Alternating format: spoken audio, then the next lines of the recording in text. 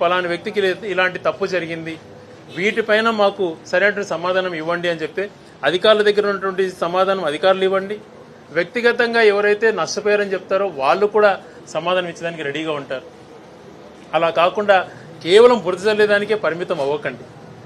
ఈరోజు election affidavits గురించి కూడా మాట్లాడుతున్నారు.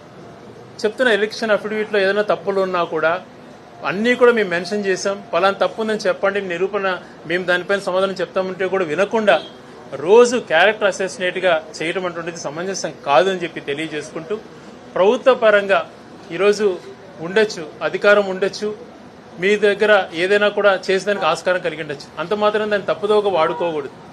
జరిగిన తప్పును ఒకవేళ అవతల వ్యక్తులు తప్పు చేసినా కూడా ఆ తప్పు ఇలా తప్పు జరిగింది అని చెప్పి చేసేదానికి మీరు సిద్ధంగా. అలా కాకుండా కక్షపూరితంగా కేవలం రాజకీయంగా డిగ్రేడ్ చేయాలన్నటువంటి ఆలోచన మానుకోవాలని చెప్పి తెలియజేసుకుంటున్నాను.